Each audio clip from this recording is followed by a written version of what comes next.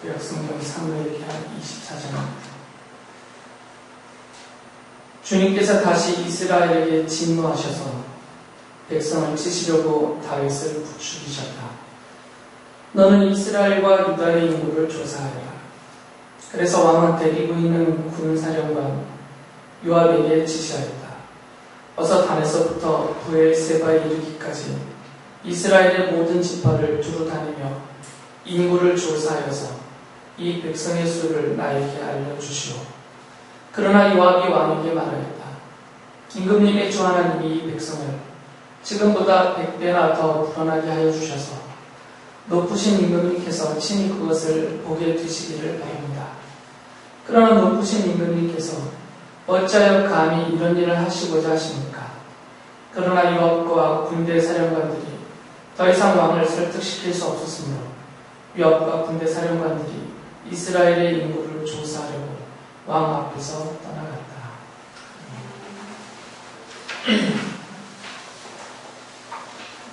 제가 몇 차례 설교 시간에 말씀드린 것들을 참고하셔서 사무엘기를 읽으시면 큰 어려움 없이 사무엘기 전체를 보실 수가 있을 겁니다.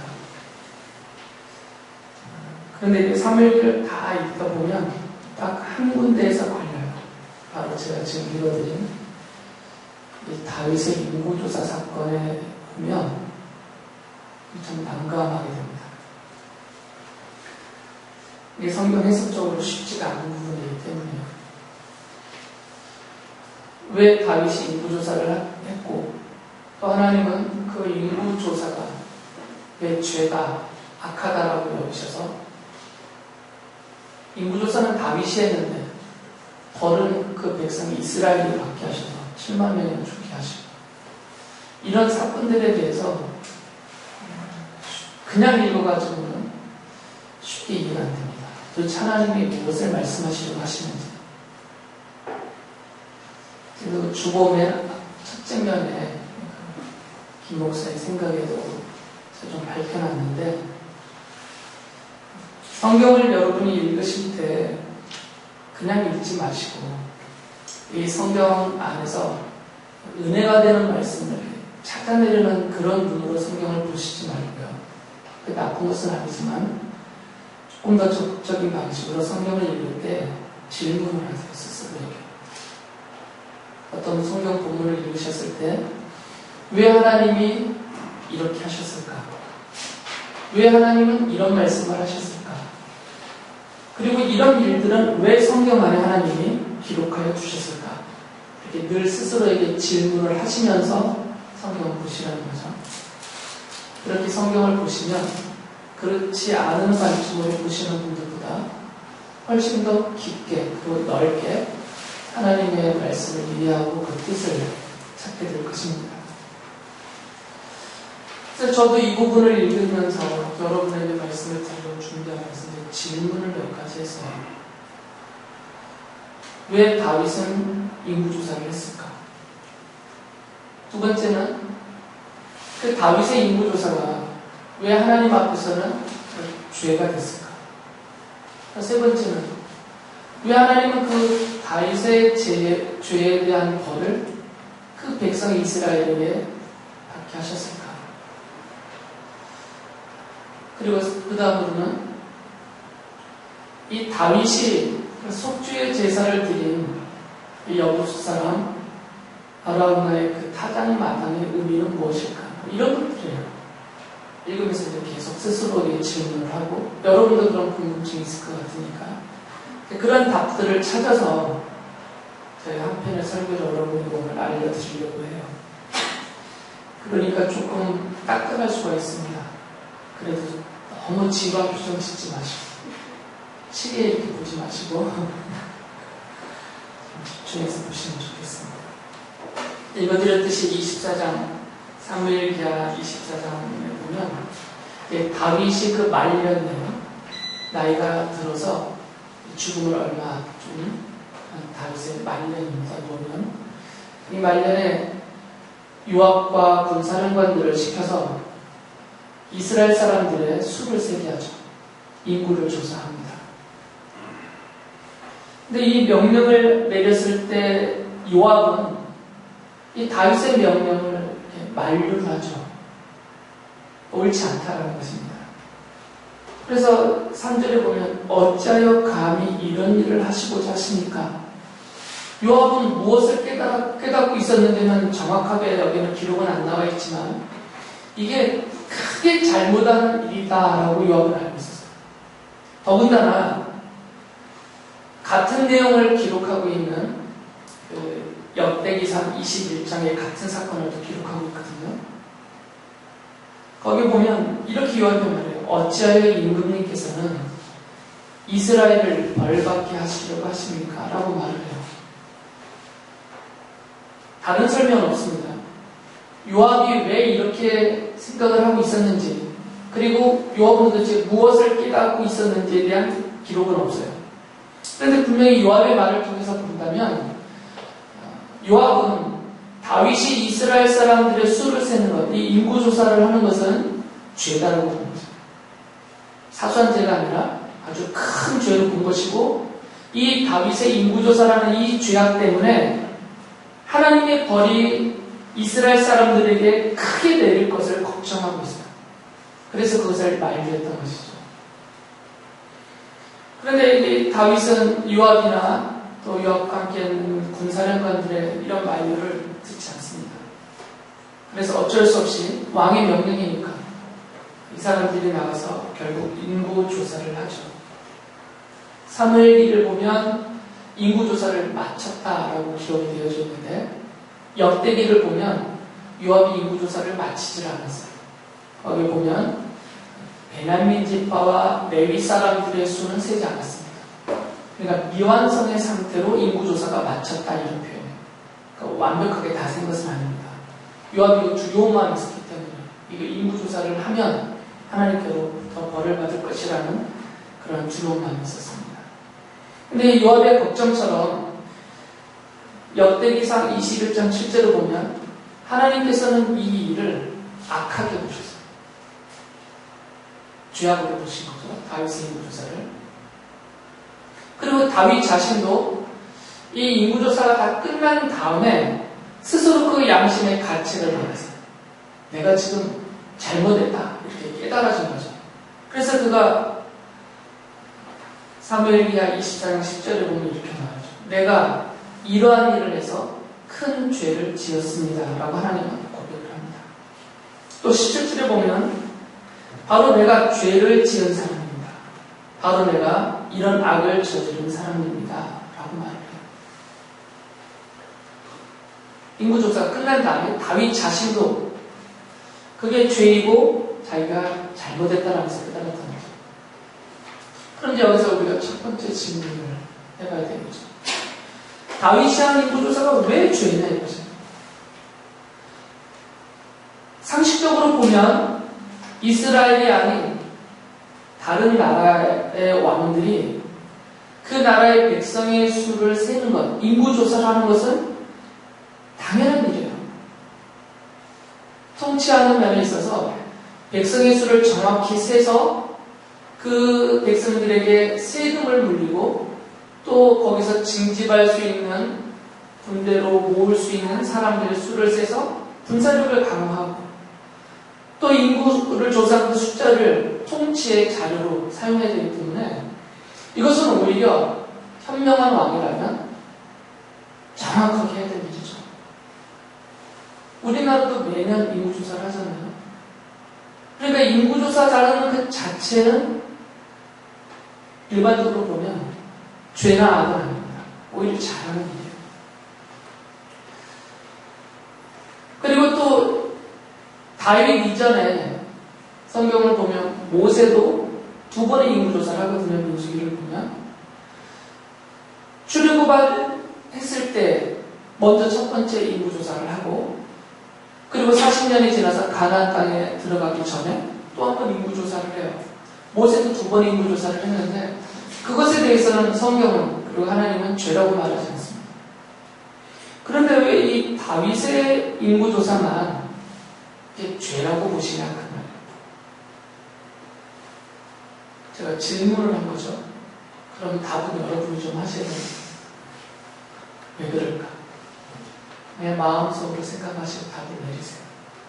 시간이 모자라서 만약에 이게 무슨 학교에서 하는 강의라면 한 2시간씩 할 수 있다면 여러분의 답을 들어보면서 여러분이 어떻게 생각하시는지를 다 확인하면 좋은데 1시간만 넘으면 아마 저 사투스러워 그럴걸요.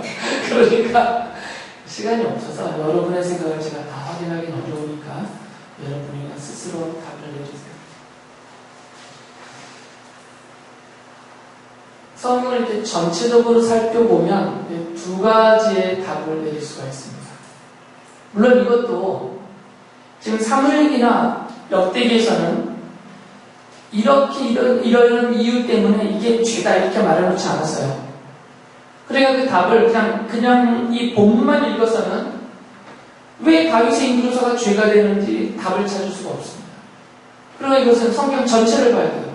전체를 연결해서 봐서 이런 미사 사례가 있는지, 그리고 이것이 성경 전체적인 흐름에서 과연 죄 쪽에 속한 일인지 이런 식으로 이것을 찾아봐야 되는데, 그렇게 보면 첫 번째 이런 답을 짐작하게 될 수가 있죠.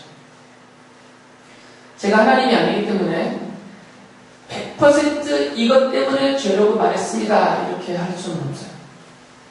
그러나 최선의 답은 이것이다라고 말씀을 드리는 거죠. 그게 뭐냐면 이 이스라엘 사람들, 이스라엘 나라와 그 나라 안에 사는 이 이스라엘 사람들의 정체 때문에 성경은 이 이스라엘 사람들을 하나님의 백성이라고 부릅니다. 다윗의 백성이라고 넘겨주지 않아요.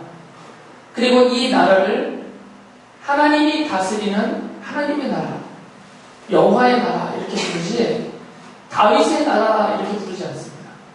주변에 있는 사람들은 또는 하나님을 믿지 않거나 이 하나님의 뜻을 알지 못하는 사람들은 이스라엘을 다윗의 나라라고 불러요. 그러나 성경은 그렇게 말하지 않죠. 성경은 전체적으로 다윗이 다스리고 있는 이 이스라엘이라는 나라도 다윗의 나라가 아니라 하나님의 나라예요. 그러니까 하나님이 왕으로서 다스리는 나라니까 왕이 다스리면 그 왕의 나라예요. 이 당시에 그 나라들을 부를 때 다윗이 순전히 자신의 왕권으로만 다스리면 다윗의 나라죠. 그러나 성경은 그렇게 말하지 않습니다. 이스라엘은 하나님의 왕으로서 다스리는 하나님의 나라예요. 그리고 그 나라에 속한 그 백성들은 하나님의 백성입니다. 이스라엘 사람들이 사무엘 선지자에게 아직 왕이 없을 때요. 우리에게도 왕을 세워주세요라고 졸라댔죠. 그때 하나님이 사무엘에게 뭐라고 말했냐면 이들이 나를 버려서 자신들의 왕이 되지 못하게 하려고 한다라고 그들을 책망했습니다. 그러니까 사울을 왕으로 세워주시고 다윗을 왕으로 세워주시기 전에 하나님과 이스라엘 백성 사이의 이 관계는 어떤 관계였냐면 하나님이 왕이시고 이 이스라엘 사람들은 그 왕의 통치를 받는 하나님의 백성이란 말이죠. 이런 관계가 정립되어져 있어요. 그러니까 이스라엘 사람들은 다윗의 백성이 아닙니다. 그러니까 다윗은 그들을 가리키면서 내 백성이라, 그리고 자기가 다스리는 그 팔레스타인 땅을 내 나라다, 내 땅이다 이렇게 말할 수 없어요. 그렇다면 내 백성이 아니니까 내가 내 백성의 수에 대해서 궁금해서도 안 되고 그것을 확인해서도 안 되죠.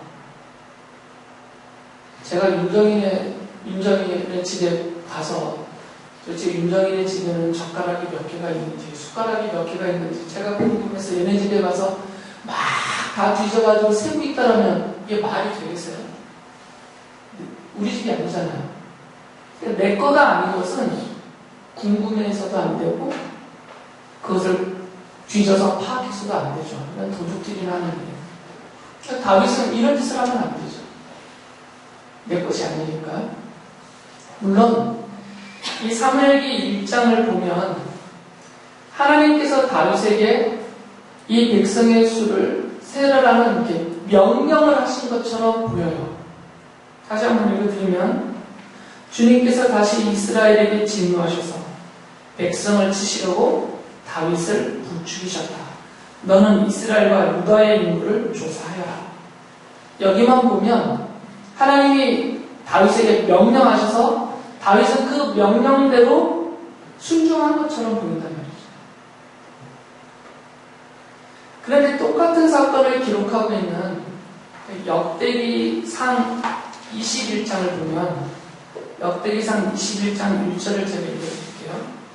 같은 내용에 대해서 다른 관점으로 기록한 겁니다. 사탄이 이스라엘을 치려고 일어나서 다윗을 부추겨 이스라엘의 인구를 조사하게 하였다. 여기서는 하나님이 다윗에게 명령하여서 다윗을 부추겨서 인구 조사를 시킨 게 아니라 사탄이 그렇게 했다라고 되어 있어요. 이제 옳다구나 하는 사람들이 있어요. 성경을 인정하지 않고 성경의 오류를 들춰내려는 사람들의 입장에서는 이걸 보면 이게 성경이 잘못됐다라고 하는 거죠. 한 군데서는 하나님이 그렇게 시켰다라고 하고 한 군데서는 사탄이 시켰다고 하니까 똑같은 얘기를 놓고 다르게, 이것도 작은 차이가 아니라 엄청난 차이잖아요. 어떻게 하나님과 사탄이 대치될 수가 있어요? 그런데 우리가 믿음으로 성경을 보는 사람들이니까 우리는 기본적으로 전제하는 게 있습니다. 성경은 하나님의 기록된 말씀입니다. 하나님의 말씀이 기록되어진 게 성경이에요.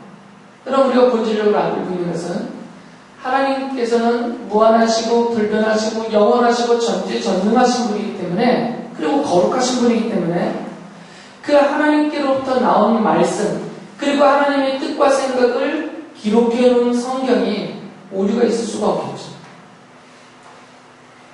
이것을 전제로 놓고 성경을 본다면 우리는 쉽게 이 문제를 해결할 수 있습니다. 왜 그러냐면 같은 예가 다른 성경들이 있기 때문이에요.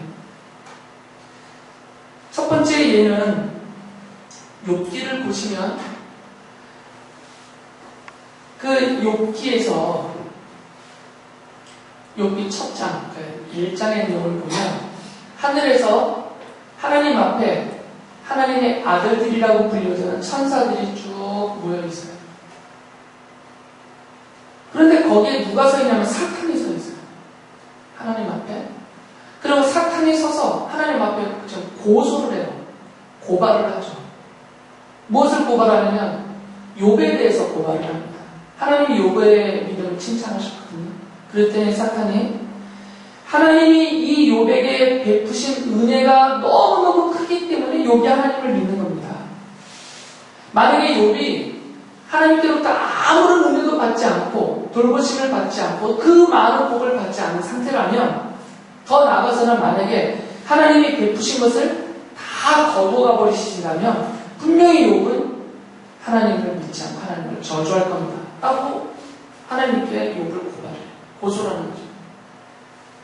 그래서 하나님이 사탄에게 허락을 하십니다. 그럼 네가 원하는 거 한번 해봐라. 욥의 생명 건들지 말고 네가 말한 그대로 정말 네가 말한 것이 맞는지 네가 원하는 대로 해봐. 그래서 사탄이 나가서 하나님이 욥에게 베푸신 은혜를 싹 걷어버리죠.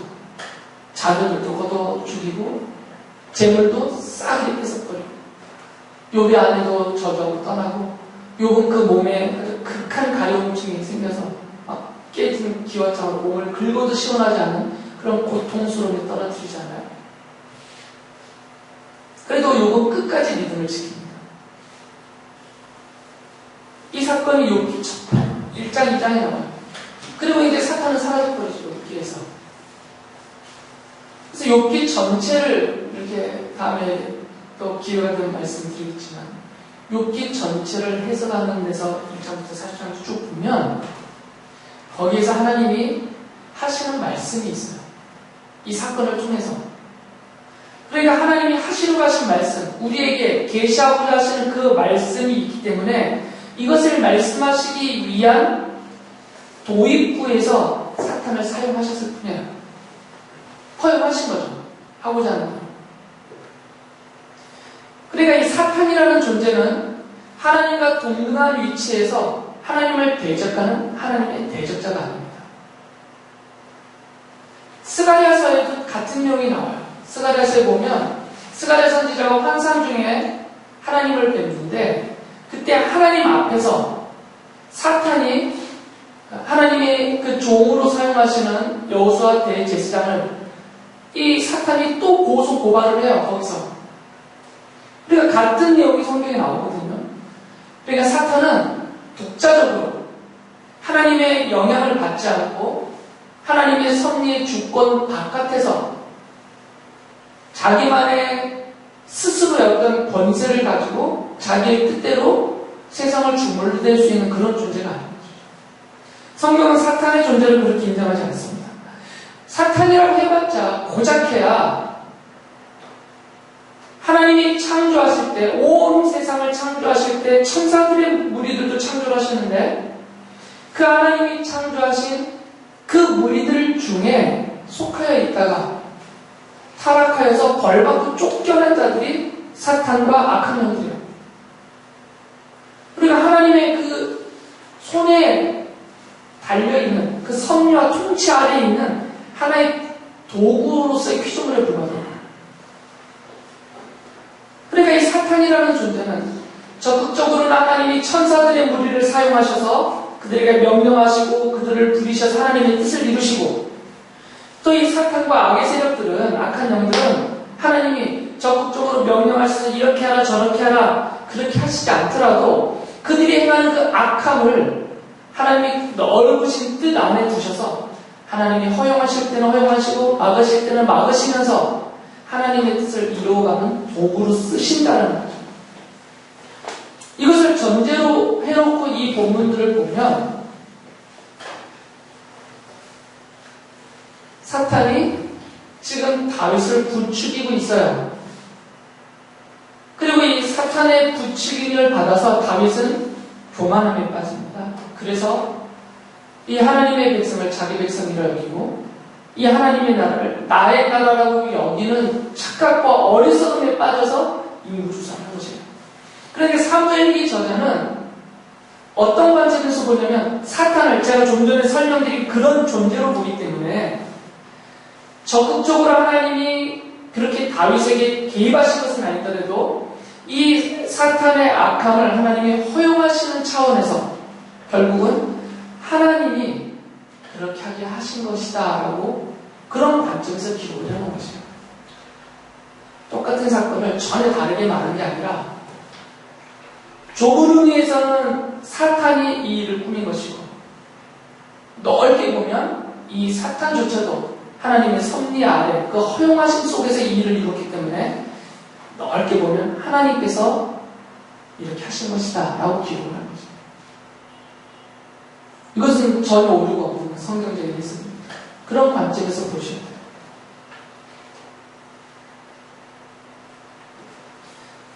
다윗이 왜 교만했다라고 진정을 할 수 있냐면 이건 그 히스기야의 예와 비슷해요. 열왕기서를 보면 히스기야가 유다 왕 히스기야가 죽을 병에 걸렸다가 하나님의 은혜로 살아났어요. 정말 기적적으로. 그리고 당시 최강대국이었던 아시리아의 침공으로 유다가 멸망될 판에 하나님이 기적적으로 하나님의 은혜로 그 군대를 완전히 몰살시킬 정도로 멸하셔서 쫓아내버렸어요. 그래서 히스기야와 유다가 승리를 했어요.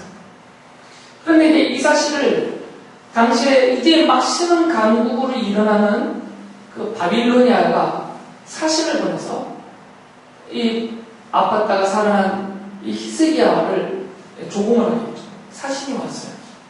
그래서 그때 히스기야가 이 바빌로니아에게서 온 이 사신들을 향하여서 자기 궁궐 안에 있는 모든 것을 다 보여줍니다.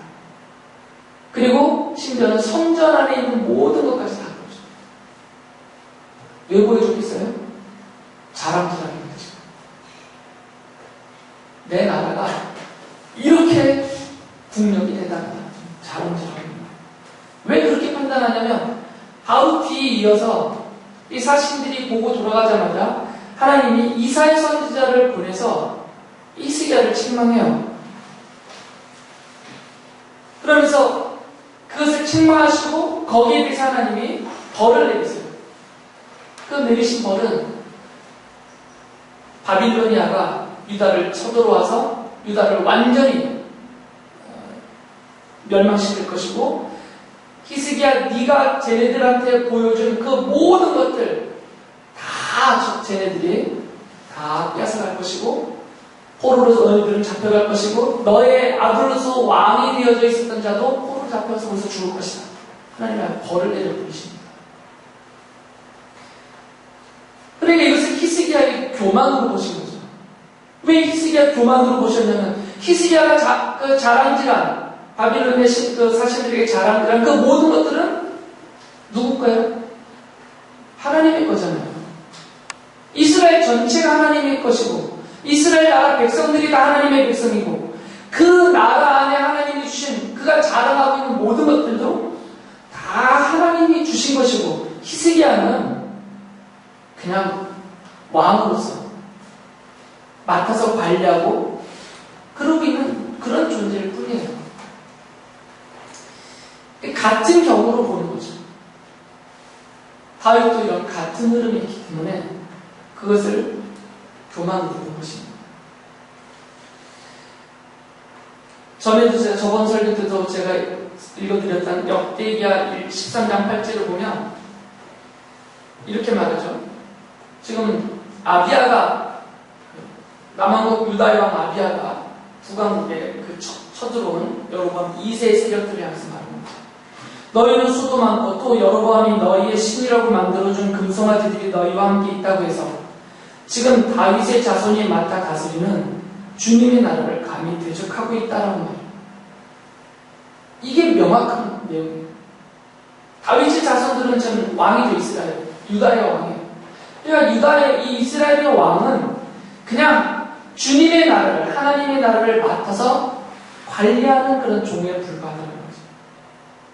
그러니까 다윗도 이런 면에서 히스기야처럼 교만함에 빠져 있는 거죠. 그것에 대해서 하나님이 죄라고 책망을 하신 것 같아요. 그 외에는 다른 이유를 찾을 수가 없습니다. 쉽지가 않아요. 그리고 두 번째로 또 그 이유를 찾을 수가 있는데, 이것은 언약적인 관계, 언약적인 면에서 봐도 이것은 잘못한 일이에요.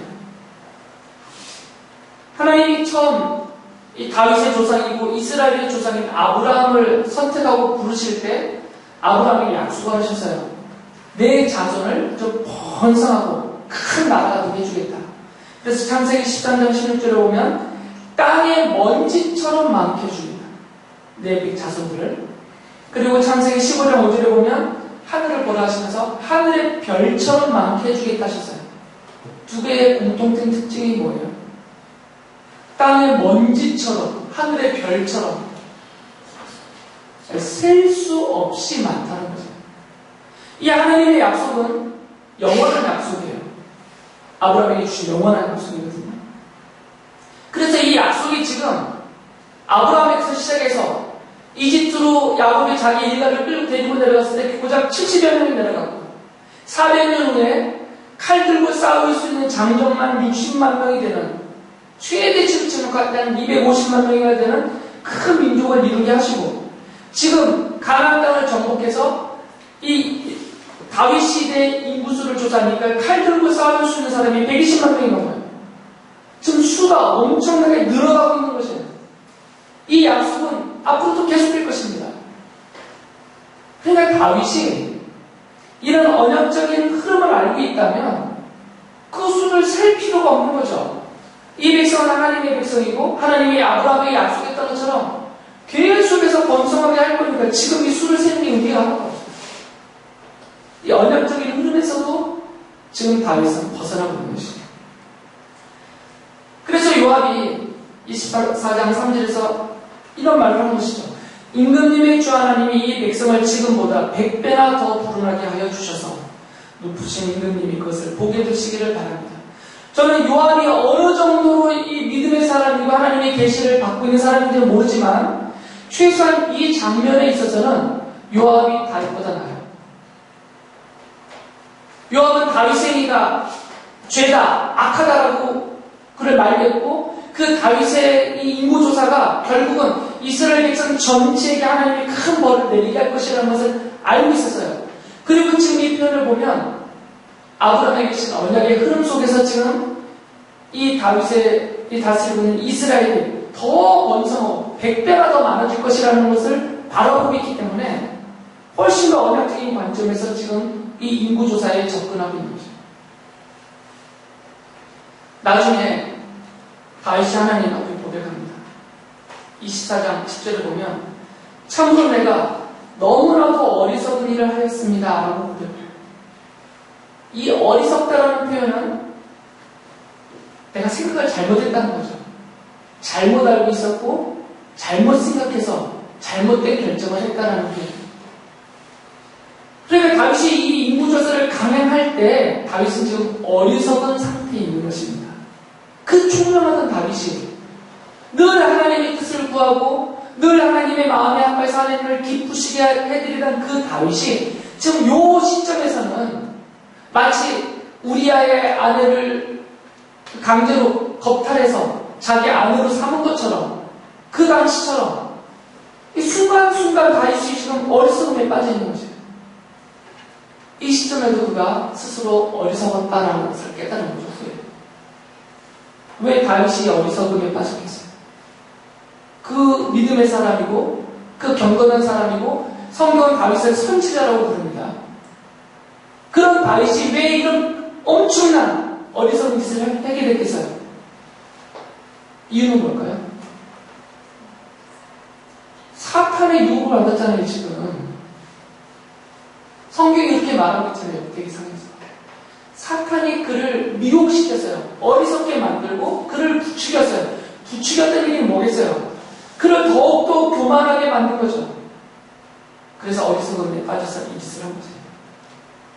그래서 다윗은 이 언약적인 관계와 하나님의 섭리 아래서 자신의 존재, 자신의 신분과 위치를 망각한 거죠.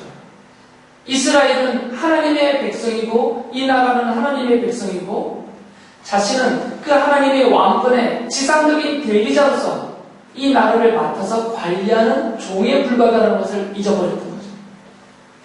그리고 이런 일을 한 것입니다. 그래서 하나님이 이 다윗의 인구조사를 죄다라고 말씀하신 거죠. 첫 번째 질문을 설명드리는데 이렇게 어렵지 않아요. 근데 질문이 여기서 그치지가 않아요. 두 번째 질문이 남아있어요. 그 두 번째 질문은 뭐냐면, 그럼 왜 다윗이 지금, 이건 다윗의 잘못이잖아요. 인구조사를 한 것이. 왜 다윗의 잘못에 대한 벌을 다윗이 안 받고, 그 다윗의 가문이 안 받고, 왜 이스라엘 백성이 받았냐 이거죠. 그것도 7만 명이나 전염병으로 죽는 벌을 왜 이들이 당했냐 이거죠. 이 결정은 다윗이 한 건데, 이스라엘 백성들이 우리의 수를 세워주세요. 이들이 요청한 것도 아니고, 이들은 그냥 가만히 있었고, 다윗이 결정하고, 다윗이 조사하고, 다윗이 지은 죄에 대한 벌을 왜 그 백성 이스라엘이 당했냐 이거죠. 이게 두 번째 생각나는 질문이에요. 왜 그랬을까요? 왜 하나님은 다윗의 죄에 대한 벌을 이스라엘 백성에게 내렸을까요? 이것도 여러분이 스스로 답을 찾으시죠. 시간이 없으니까 말씀을 드리면, 일단 성경을 자세히 보시면 사건의 순서가 좀 차이가 있어요. 사건의 순서가. 그 사무엘기 24장 1절을 보면 자세히 보세요. 주님께서 이 다시라는 말이 중요합니다. 다시. 이스라엘에게 진노하셔서 백성을 치시려고, 이게 먼저예요. 지금 다윗이 인구조사를 하기 전에 이미 하나님이 진노하셨어요. 뭐 때문에 진노했어요? 이스라엘이 벌받을 짓을 했단 말이에요. 지금 뭔지는 몰라요. 성경에 써놓지 않았기 때문에. 뭔지는 몰라. 그렇지만 분명히 그 이스라엘 사람들이 민족적으로 어떤 죄를 지었어요. 큰 죄를. 그러니까 이 죄에 대해서 하나님이 진노하셨고요. 그래서 하나님이 이들의 죄에 대해서 벌을 내리시겠다는 계획을 먼저 세우셨어요. 그리고 나서 하나님이 사탄의 그 유혹을 허용하시는 그런 면에서 다윗이 인구조사를 하게 하신 거죠. 그러니까 다윗의 인구조사보다 먼저 있었던 일이 뭐냐면 이스라엘의 죄예요. 그러니까 다윗의 인구조사는 이 이스라엘 백성들의 죄에 대해서 하나님이 벌을 내시는 과정에 포함되어 있는 거죠. 그러니까 다윗 때문에 이 백성이 벌을 받은 게 아니라 이미 그들이 벌받은 짓을 해놨기 때문에 그 벌로 하나님이 전염병을 통해서 그들을 7만 명이나 치신 거죠. 그 과정이 지금 다윗의 사건에 들어가 있는 겁니다. 만약에 이 다윗의 인구조사라는 이런 죄가 없었다면 이 이스라엘 백성이 벌을 안 받았겠어요? 다윗의 인구조사라는 죄와 상관없이 이들은 자기들이 저지른 죄에 대해서 받을 벌을 지금 받고 있는 것이에요. 7만 명이 죽어나가고 있습니다. 얼마나 큰 죄악이길래 7만 명이나 죽임을 당해요. 만약에 하나님께서 해결책을 제시해주지 않았으면 7만 명이 아니라 70만 명이 죽었을 수도 있을 것이에요. 왜 그러냐면 하나님이 보내시는 이 심판하는 그 죽음의 사자가 지금 이스라엘을 막 전염병으로 치고 있어요. 그래서 그들을 죽이면서 어디까지 가고 있냐면 지금 예루살렘까지 왔어요. 냅두면 이제 예루살렘 사람들도 다 죽는 거죠. 근데 그때 다윗이 회개하고 뉘우치고 하나님 앞에 엎드립니다. 이 백성들에게 내릴 벌을 저에게 내리셔요. 죄는 내가 지었으니까 내가 벌받고 나의 가문이 벌받는 게 맞습니다. 차라리 나를 죽이시고 내게 벌하시고 저들은 용서해 주세요라고 기도합니다. 그때 하나님이 갓선지자를 보내서 다윗에게 말씀하세요. 지금 하나님이 보내신 이 죽음의 사자가 지금 어디에 서 있냐면 여부스 사람, 여부스 족속 갑자기 이름이 생각나네요. 뭐죠? 아라우나. 이 아라우나라는 사람의 타작 마당에 서 있어요. 그러니까 곡식을 터는 그 마당이에요. 지금 이 죽음의 사자가 이 여부스 족속 아라우나라는 사람의 타작 마당까지 왔어요. 근데 이 땅은 지금 예루살렘이에요. 제가 좀 이따 다시 말씀드리겠지만 지금 여기까지 와 있어요. 내버려두면 이제는 그 일대 예루살렘 지역 일대 사람들이 이 전염병으로 죽어야 돼요. 그때 하나님이 갓선지자를 보내서 다윗에게 너 이 아라우나의 타작 마당에다가 제단을 쌓고 여기서 하나님 앞에 죄의 용서를 구하는 번제와 화목제를 드리라 했어요. 그래서 다윗이 그 아라우나의 타작 마당에다가 제단을 쌓고 거기서 번제와 화목제를 드립니다. 속죄의 제사를 드린 것이에요. 이 제사가 드려지니까 하나님이 그 백성을 치던 손을 멈추셨어요. 그러니까 다윗은 개인적으로 어떤 이유에 있었던 간에 인구조사라는 그런 죄를 지어서 이 이스라엘 백성이 받을 벌에 같이 들어가 버렸어요. 그런데 하나님 그 다윗을 사용하셔서 다윗이 개인적인 속죄 제사를 드리는 그 일이 결국 이스라엘 백성 전체에게 내리는 하나님의 진노의 형벌을 멈추게 하는 제사가 됐단 말이에요. 분명한 하나님의 의도가 있는 것이죠. 그러니까 다윗의 죄 때문에 이스라엘 백성들이 벌받은 거예요. 그들은 그들의 지은 죄 때문에 벌을 받은 것이고 오히려 다윗이 개입을 하여서 다윗을 통하여서 그들이 용서를 받게 된 거죠. 아까 제가 다시라는 단어가 중요하다고 했죠. 주님께서 다시 이스라엘에게 진노하셨어요. 그 얘기는 그 이전에 또 주님이 진노하신 적이 있단 말이에요. 또. 그러니까 다시라는 표현을 썼잖아요. 그럼 그럼 24장부터 앞으로 한 장 한 장 거슬러 올라가 봐야 돼요. 또 언제 그 이전에 진노하신 적이 있으셨는지. 근데 내용을 보시면 23장은 다윗의 그 용사들, 다윗의 용사들을 쭉 나열하고 다윗이 한 마지막 말들을 기록하고 있어요.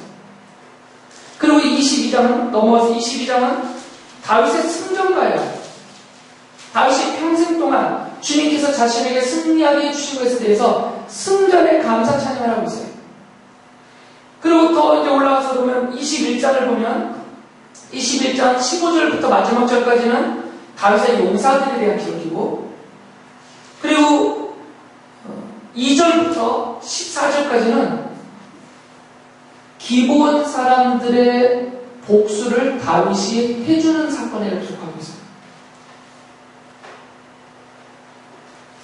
기브온 사람들이 억울한 죽음을 당했었습니다.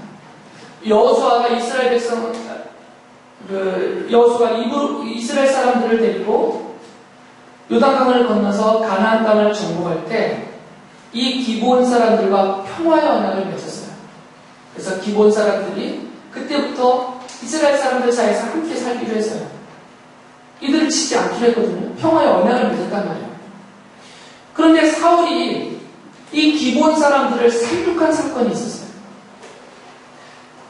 그래서 지금 기브온 사람들이 그 사울과 사울의 가문에 대해서 아주 복수심을 갖고 있어요. 그래서 다윗이 그들의 이 기브온 사람들의 복수를 허락해서 그것을 복수하는 내용이 2절에서 14절까지. 그런데 21장 1절을 보면 왜 다윗이 기브온 사람들의 복수를 허락하게 됐는지 그 이유를 써놨습니다. 거기 보면 사무엘기하 21장 1절 보면 다윗 시대에 3해 동안이나 흉년이 들었다. 다윗이 주님 앞에 나아가서 그 곡절을 물으니 주님께서 대답하셨다. 사울과 그의 집안이 기브온 사람을 죽여 살인죄를 지은 탓이다 하고. 그러니까 하나님은 사울과 그 집안이 여호수아가 하나님의 이름으로 기브온 사람들과 맺은 평화의 언약을 깨뜨리고 그 백성들을 살육한 그 살인죄 때문에 지금 이스라엘 전 땅에 3년 동안이나 흉년을 내리신 거죠. 지금 비슷한 사건입니다. 사울이 잘못했어요. 사울이 잘못했는데 그 잘못한 일 때문에 지금 이스라엘 사람 전체가 3년 동안 흉년으로 고통을 당하고 있어요. 그러니까 이것도 같은 것이죠. 이스라엘 사람들도 이미 그들이 지은 어떤 죄 때문에 받을 벌이 있었는데 그 받을 벌을 지금 이 사울의 살인죄와 연결시켜서 함께 벌하고 계시는 거죠. 그래서 다윗이 이 기브온 사람들의 원통함을 풀어주고 사울과 요나단의 그 뼈를 추스려서 안장을 해준 이후에 하나님 흉년을 그칩니다. 같은 흐름인 것입니다. 이 다윗의 죄 때문에 하나님이 이스라엘 백성들에게 벌을 내리실 때 세 가지를 고르라고 했어요. 네가 이 셋 중에 어떤 벌을 받겠느냐. 그럴 때 거기서 첫 번째 선택하라고 내린 그 벌의 내용이 뭐냐면 7년 동안 이 땅에 큰 흉년이 들게 할 것이다 라고 말씀하셨어요. 지금 이 사울의 살인죄 때문에 이스라엘 사람들이 3년 동안 고통을 당했어요. 그런데 지금 이 다윗의 인구조사와 함께 엮여있는 각대 한 덩어리를 묶여있는 이 이스라엘 백성들의 죄는 7년의 흉년으로 받아야 될 벌이에요. 우리가 비교하면 3년과 7년 치면 훨씬 더 지금 이 사무엘기 24장의 상태에서 이스라엘 사람들이 훨씬 더 심한 죄를 짓고 있다는 것이죠. 그래서 그것에 대해서 하나님이 벌하신 것입니다.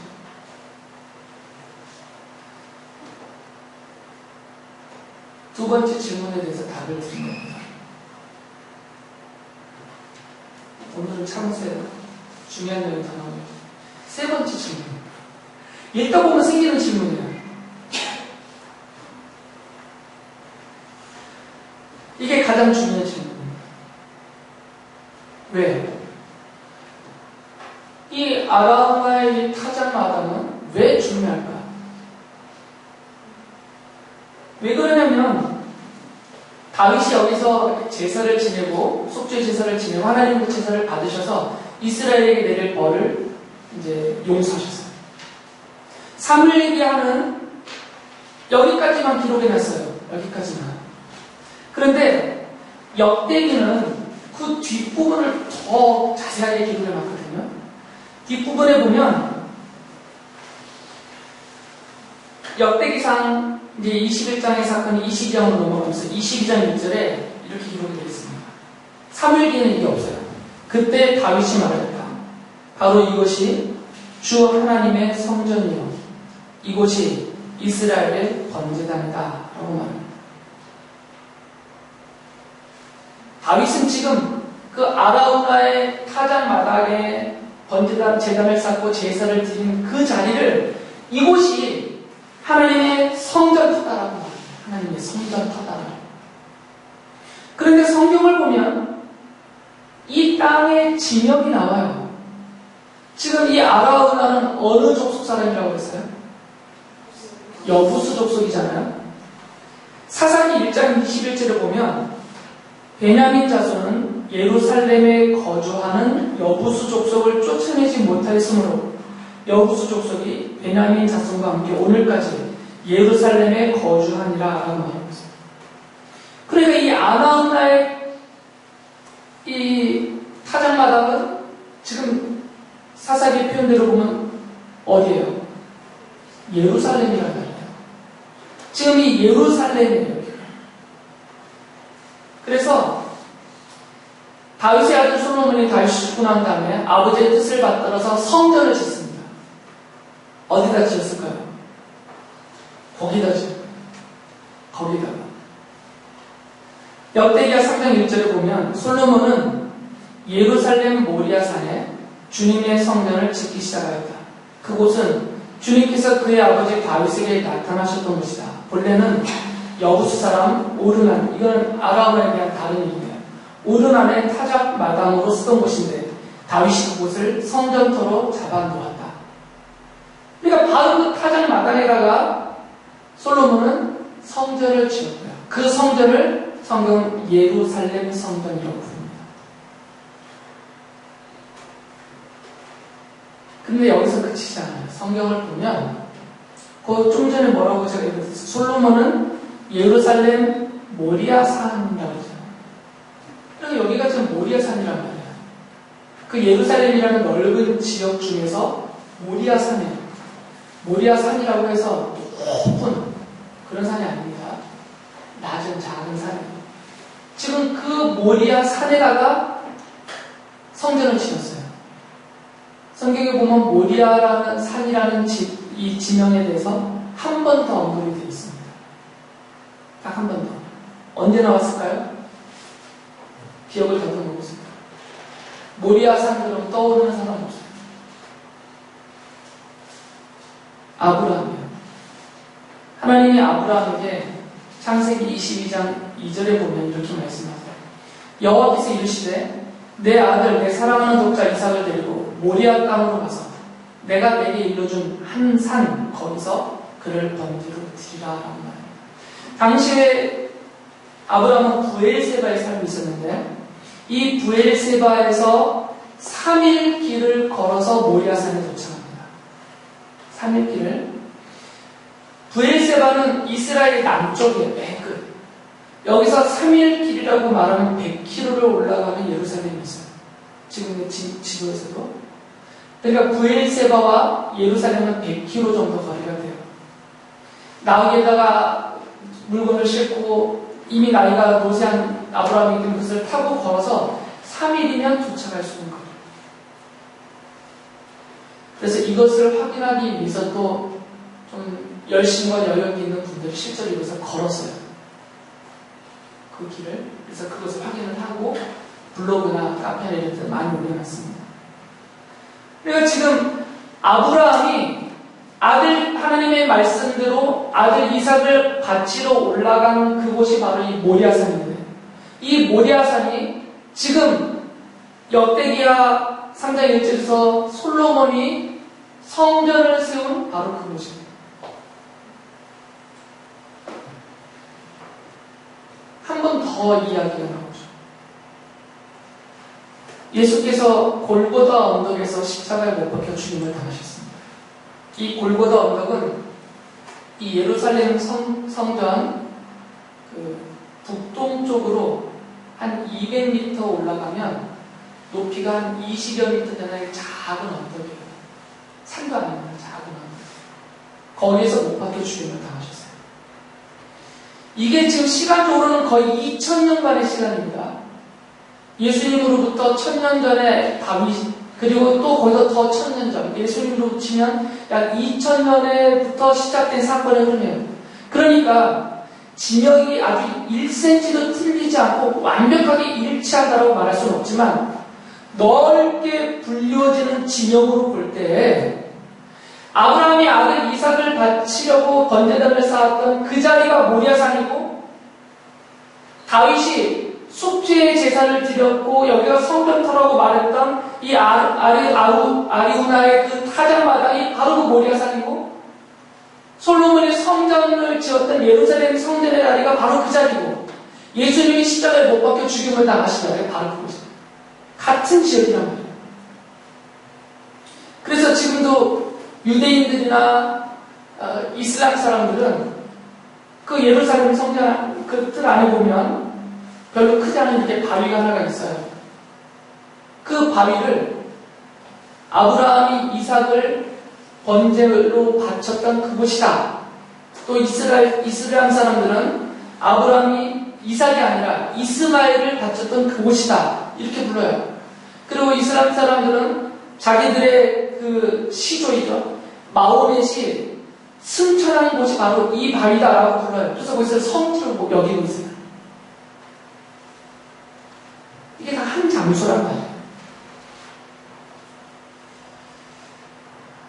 마태는 예수님의 족보를 여기 썼듯이 아브라함의 자손, 다윗의 자손, 예수 그리스도의 계보다에서 족보를 쭉 나눠요. 그러니까 예수님을 말할 때 아브라함을 빼고 말할 수가 없고 다윗을 빼고 말할 수가 없단 말이에요. 그런데 이 지리적으로 보면 예수님의 십자가의 죽으심이라는 대복음이 아브라함이 예수님을 언약적으로 계시하고 모형적으로 상징하고 있는 그 이삭을 바치던 그 자리, 다윗이 이스라엘 백성 전체의 죄 용서를 위해서 속죄의 제사를 드렸던 바로 그 자리, 그리고 예수님을 예표로 모형으로 상징하고 있는 예루살렘 성전이 세워졌던 바로 그 자리, 그리고 그곳에서 예수님이 죽임을 당하셨습니다. 그래서 이 다윗의 인조사라는 이 사건을 놓고 너무나 단순하게 다윗의 교만에 대한 하나님의 징계다. 그러니까 우리도 잘 된 다음에 다윗처럼 이렇게 교만에 빠진 하나님의 벌을 받는다. 이런 도덕적인 권면만 하고 지나가 버려도 되는 그런 성경 구조는 아니라는 거죠. 이건 해석적으로 너무 빈약한 것입니다. 그것을 우리가 개인적인 경건의 이유로 받으시면 되고, 더 깊게 구속의 언약 속에서 본다면 이것은 십자가의 복음을 아브라함 때부터 하나님이 이렇게 언약하시고 그것을 또 설명해 주시고 그것을 이루어 가시는 아주 너무나 친절하게 우리로 하여금 그것을 읽고 깨닫고 확신할 수 있게 밝혀나가 주시는 하나님의 섭리의 기록이다라고 알 수가 있습니다. 그래서 여러분들이 이 사건을 보시면서 두 가지 면에서 바라보시면, 하나로는 나도 다윗처럼 교만에 빠질 수가 있구나. 이건 개인적으로 받으시면 돼요. 내가 잘 될 때일수록 더 겸손해야 됩니다. 내 것이라 여기죠. 다윗이 이스라엘을 나의 나라, 이스라엘 사람들을 내 백성이라고 여긴 그런 교만함 때문에 이 벌을 받은 것처럼, 나도 내가 가지고 있는 이 모든 소유물들을 내 것이라 여기고 내가 차지하고 있는 이 지위나 내가 누리고 있는 이런 권세들을 마치 내 것이냐 여기면 하나님 앞에 그것이 죄가 될 것이고 다윗에게 내린 그 징계를 나도 받게 될 것이구나. 이런 경각심을 가지셔야 돼요. 그러나 이것보다 더 깊게 여러분이 감사될 것은 뭐냐면 그 죄악 중에 다윗도 죽고 이스라엘 백성들도 죽어 나자빠져 될 그 죄악 중에 다윗의 속죄의 제사로 용서하고 없게 하신 거죠. 그리스도가 이 십자가의 속죄의 제사를 지는 내 죄를 용서받게 해주셔서 내가 이렇게 살았고 앞으로도 영원히 살 것이고 하나님의 자녀라는 고귀한 신분을 얻어서 이렇게 돌보심 속에서 그리고 그 사랑의 손길의 인도하심을 따라서 가는 자가 되게 하셨구나. 이런 감사와 감격이 있어야 될 것이고 그 믿음의 눈으로 주의 십자가를 바라봐야 될 것입니다.